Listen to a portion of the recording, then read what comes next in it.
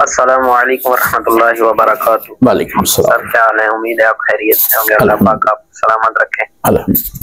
اللہ پاک آپ کو جزائے خیر عطا فرمائے۔ مفتی صاحب ایک سوال تھا کہ اگر کسی شخص نے بکرا رکھا ہوا ہے یا بیل رکھا ہوا ہے، 2 3 یا 1، تو لوگ اپنی بکری یا گائے کو بیل یا بکرے کے پاس میلاب کے لیے لاتے ہیں، تو اس بندے نے اس کی فیس رکھی ہوئی ہے، یعنی بیل کے 5000 اور بکرے کے 2000، تو وہ ان کی فیس لیتا ہے۔ تو کیا آیا ایسا کرنا جائز ہے؟ ایسا کر سکتے ہیں کیا؟ اس بارے میں کوئی حدیث شریف ہے یا کوئی حوالہ ہے تو بتا دیں۔ جزاکم اللہ خیر۔ السلام علیکم ورحمۃ اللہ۔ جی وعلیکم السلام ورحمۃ اللہ وبرکاتہ۔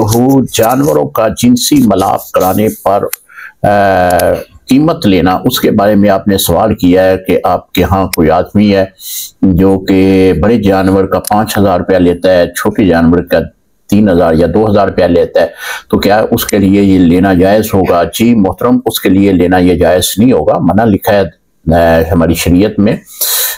اس طرح جانوروں کا جنسی ملاپ کرانے سے کوئی قیمت لیتا ہے تو اس کے لیے یہ لینا جائز نہیں ہے۔ بعض لوگ کہتے ہیں جی کہ ہم اس کو ہی خوراک ڈالنی ہے، وہ اس بنا پہ لیتے ہیں جی ہم نے اس کو جو ہے توانائی والی خوراک ڈالنی ہے، تو حالانکہ وہ بھی جھوٹ ہوتا ہے، ایسی کوئی بات نہیں ہوتی، صرف وہ لینے کا ایک انداز ہوتا ہے پیسے لینے کا، جو لوگوں کے ساتھ جھوٹ بول کر وہ پیسے بٹورتے ہیں۔ جانور کو کوئی خوراک کی ضرورت بھی نہیں ہوتی کہ اس طرح کے جنسی طاقت کو بحال کرنے کے لیے اس کو کوئی کیپسول دیا جائے یا کوئی انجیکشن وغیرہ لگائے جائیں یا کوئی اس کو ونڈے کی صورت میں کوئی ونڈا ایسا ہو، ایسی کوئی بات نہیں ہے۔ صرف یہ ان کی زبان کا ایک جھوٹ ہوتا ہے لوگوں سے پیسے بٹورنے کے لیے۔